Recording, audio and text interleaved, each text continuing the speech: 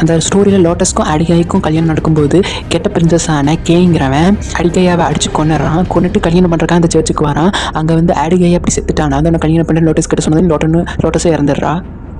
அங்கே அடிகையோட பேய் அந்த லோட்டஸை தூக்கிட்டு நீ எப்பவும் மனுஷனை பிறக்க மாட்டேன், நீ 7 ஜென்மத்துக்கும் மிருகமாக தான் அழைவன்னு சொல்லி சாபம் விட்டுட்டு போயிடுது.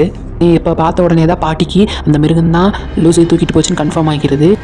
லூசியை தேடி போன ஜாக்கியும் அந்த ஓனாய் மனிதனுங்கிற கேய் தூக்கிட்டு போயிடுறான். அங்கே தூக்கிட்டு அவனை கட்டி போட்டுறான். இங்கே டோபி நாக் பயந்தங்கோலி 3 பேரும் அவங்கள தேடி போகும்பொழுது அந்த பாலருக்கு சர்ச்சுக்கு போகிறாங்க. போய் பயந்தங்கோலி தொலைஞ்சு போய் எப்படி அந்த மான்ஸ்டர் முன்னாடி போய் மான்ஸ்டர் அவனை துரத்திட்டு போயிரு. இந்த நேரத்தில் டோபி நாக் அவனை காப்பாற்றிடுறாங்க. பாட்டி இந்த ஸ்பெல் எப்படி பிரேக் பண்ணுறதுன்னு சொல்லி அதில் முழு பௌர்ணமி அப்போ அந்த மிருகத்தை ஒரு வட்டத்துக்குள்ளே நிறுத்தி மின்னனால் மட்டும்தான் அந்த மிருகத்தை அழிக்க முடியும். போச்சுட்டு நிலாவை நோக்கி வெய்ய அப்படின்னு சொல்லி சொல்கிறாரு. வச்சு அவங்க ஆன் பண்ண உடனே இங்கே அவன் கரெக்டாக இடிஞ்ச இடத்துல நிற்கும்போது ரவுண்ட் இருக்குது. அந்த ரவுண்டில் அப்படியே அவன் சிக்கிக்கிறான். இப்போ பாட்டி அந்த மிஷினை ஆன் பண்ண உடனே அந்த மிஷினோட உதவினால் மின்னல் ஏற்பட்டு அந்த மின்னல் அவனை தாக்குது.